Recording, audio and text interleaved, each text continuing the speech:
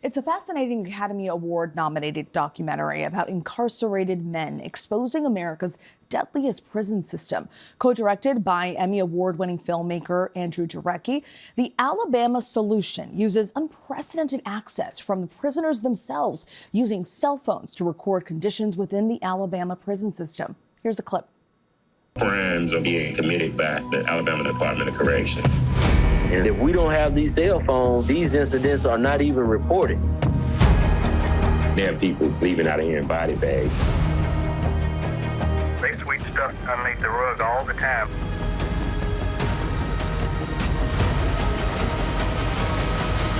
They don't want the public to see what's really going on. Joining us now is the co-director, Andrew Jarecki. Thank you so much for being here, Andrew. This documentary is really eye-opening. How did you learn about what was happening inside the prison system there in Alabama? Well, almost by accident, we were introduced to a man who was a chaplain, was actually the first black prison chaplain in the state of Alabama. And he goes into the prisons as a volunteer, and he brings God into the prisons, and he brings food, and he brings hygiene packages. And when I met him, I said, you know, I'm very interested. I'm a filmmaker, and I'm interested in seeing what's going on there. And he said, well, just come in as a volunteer. And I said, they're not going to let me in. This is one of the most secretive prison systems, and prison systems by nature are secretive, but especially in Alabama. And he said, well, just come in as a volunteer. Don't even bring a camera. So we went in, and then we met a warden who was willing to let us film just the revival meeting. And when we went in and started talking to the men, we realized that there were many things in the prison that we were not allowed to see. And they would start to whisper to us and say, you see that building over there?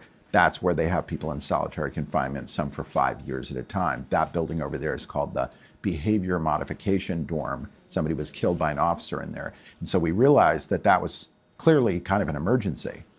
And this all kind of came about because your daughter brought a book home. Is that right, about the prison system? And is that how you became interested in this story? Yeah. Our daughter was 14, but she's a big reader, and she knew that I was interested in prisons and had made films that had something to do with the justice system. And she said, I think you should read this. This book is really powerful. Let's read it together. So we read the book together, and then we just sort of spontaneously said, we've never been to Alabama. Let's take a road trip. So I went with her, and when we were there, we met this chaplain who kind of opened the door for us to understand what was happening in Alabama. So that was your way in. That's how you were able to obtain access to this prison through the chaplain. But how were you able to get the footage?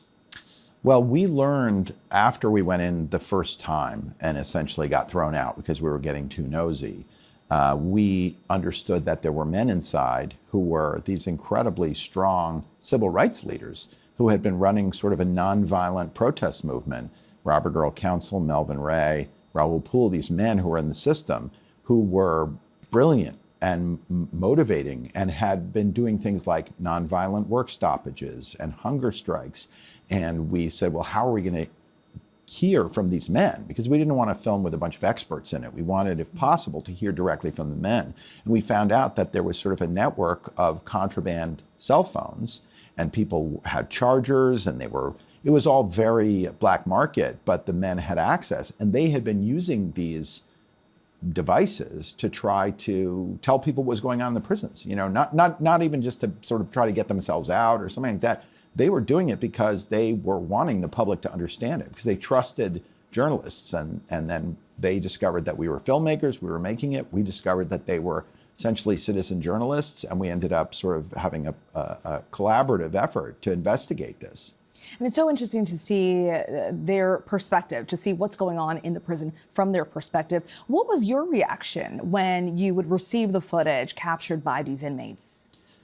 I mean, I don't think any Americans really understand, or very few Americans understand, just how bad some of these systems are. So, of course, we all want public safety, and lots of politicians will tell you, well, the way to do that is just lock people away for longer, on the assumption that we're treating them in a humane way, right? We have a constitution. You're not supposed to have cruel and unusual punishment. This is a system where people are being regularly killed by guards, by the people who are supposed to be keeping them safe. And we first learned about a particular incident. You know, the film is not just sort of a historical survey. It's kind of a thrilling experience, because you get to hold somebody accountable, and you get to understand that there's a guard who's beaten somebody to death, and we embed with that man's mother, and she brings us into her conversations where, you know, she's recording her calls with the prison, who are lying. People from the prison are lying to her about what really happened to her son, saying that, you know, he was the problem, that he had attacked guards. It was all nonsense. And she was doing this sort of investigation on her own, and then we got together and she allowed us in her home, allowed us to be with her all the time. And then we started to discover how this killing had really happened and find who was responsible for it. And that's just an example of a storyline in the film which brings the viewer in. So it's not just bad news and horrible footage. It's also, we feel like we're on the hunt to discover what happened. And that's sort of optimistic. I mean, these guys are willing to use these cell phones at risk to themselves because they know the story has to be told. And it's been reported that 3 of the incarcerated activists from the film were sent to solitary confinement. Do you know why? Was that a punishment for their participation in the film? They weren't. They've been retaliated against many times over the years because they are always doing this peaceful activism. In this case, they weren't retaliated against because of their participation. It happens that Alabama gets $450 million a year in free, unpaid labor from prisoners. So that's why these men are so thoughtful. They understand that if they can get other people to do a peaceful work stoppage, it really gums up the works and it really prevents Alabama from getting that money. In this case, their outside supporters had called for another work strike like the one that we follow in the film. We sort of embed with them in the film in a work strike. They had called for another one, and then the administration didn't like that at all. So my assumption is that they were targeted because they didn't want that work strike to happen. So they put them in solitary before that work strike could happen. I see. The film raises broader questions regarding transparency within the U.S. prison system. You gained this unprecedented access to the system that's really, we don't get to see. Have you seen anything changed? Has anything changed within that system? And not just in Alabama, but just across the country? Well, one thing is that, you know, the film's on HBO, but a lot of people in Alabama don't have HBO. It's not the highest penetration HBO state. So we've been doing hundreds of screenings in Alabama, in community centers and in homes and in movie theaters. And the idea is to just bring in people who are Alabamians who are used to being told one story about their prison system, and now they're seeing, their eyes are open to this. And people also are coming who are directly impacted. People have family members in prison, and they're meeting other people. And so we've seen hundreds of people showing up at the Capitol. There have been organized protests with people on the steps holding up pictures of their loved ones who've been killed in the system. So we're seeing a real groundswell of that kind of thing. And then also the film has just gotten a lot of attention, happily, and people are starting to take it seriously. So there have been a lot of people posting about it, and, you know, and John Legend posted something great, and then Meek Mill posted, and, you know, it's just sort of more and more in the zeitgeist now that people are saying, oh, I realize there's something happening that is not supposed to be happening in these prisons. Maybe I need to take an interest in it. And so many families were probably wondering what was happening to their loved one within the prison system for so many years, and you've been able to answer those questions. They were in the dark. What else are you exploring? I mean, you've tackled other major stories and issues in past documentaries. What else are you looking toward?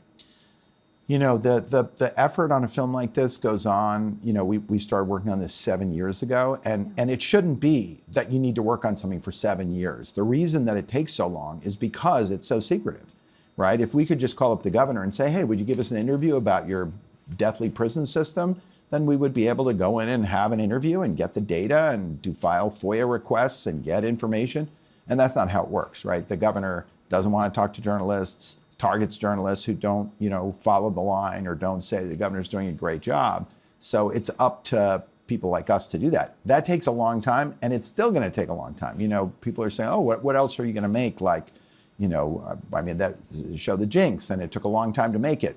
It's different here. This is you get deeply personally involved. This is a real human rights crisis. And so Charlotte, my filmmaking partner, and I, you know, we don't have another film that we're planning on making, and we're sort of pushing other things off. We don't want to be working on anything else because there's so much work to be done in Alabama, and then extend that to the rest of the country where we have 2 million people incarcerated at a cost of around $80 billion a year. Like, the public is starting to figure out that we're not going to jail our way out of this problem. We want public safety, but traumatizing people and damaging them and killing them in our prison system is not turning out people. 95% of those people are coming out of prison. And then we're surprised that there's recidivism. We're surprised that those people can't rejoin society because we give them $50 in a bus ticket and hope for the best. We got to do better. Since the release of the film, have you heard from inmates that are still there? Have they mentioned any changes to you because of the film specifically? Well, one thing that's happened is, when we were in the middle of making the film, the parole rate had gone down to 8%. In other words, 100 people are eligible for parole, have probably had good behavior, they've fulfilled the terms of the first part of their sentence, and only 8 out of 100 were being paroled. And then there was a lawsuit that was sparked by the film around this prison labor issue, basically saying this is sort of a new form of convict leasing. You're basically using the prisoners as a source of free labor, and you're not letting them out. And so suddenly the parole rate started to rise, and we think that that has something to do with just putting a spotlight on it. I think the people in Alabama don't want this. The leaders, some of them, like Steve Marshall is the Attorney General, just doesn't believe there's a problem. Said to me in the interview, some people say we have a systemic problem in our facilities. I wholeheartedly disagree with that. Well, the audience just got to see with their own eyes for 90 minutes before that how incredibly terrible it is, and he's presiding over death camps in his own state and either doesn't know or willfully blind to it. So I don't think that that's going to last. They're being exposed. They have to do something about it. Nobody wants to tell their kids, Daddy's running this horrific prison system that's ruining thousands and thousands of people's lives. So we're hoping to appeal to their better angels. And we hear from that public official in the documentary, but have you heard from the governor or any other political leaders there in the state of Alabama? Well, it's funny, that Governor Kay Ivey, they call her Meemaw because she's kind of like a kindly old grandma. But meanwhile, she's the one that's recommended taking $100 million out of the education fund and putting it toward construction of new prisons. So she's not necessarily the nicest grandma. And I think that she had no reaction to the film for a year. And then the film got nominated for an Academy Award, and she immediately came out with a very with a statement that said, we always knew that the Oscars had a low bar. And by the way, I've been the best governor for people incarcerated. And, it's sort of like, I'm not only not a racist, I'm the least racist person So it's that idea of let's just sort of either pretend the film's going to go away, pretend the problem's going to go away.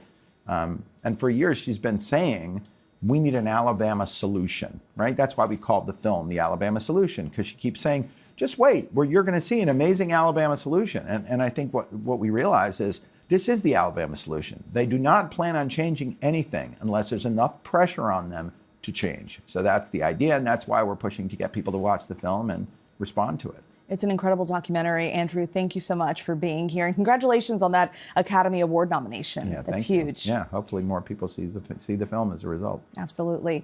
The Alabama Solution is out now on HBO. ABC News reached out to the Alabama Department of Corrections for comment on the film, but we have not heard back. Coming up here on Prime, my conversation with Joshua Bennett discussing his new book, The People Can Fly.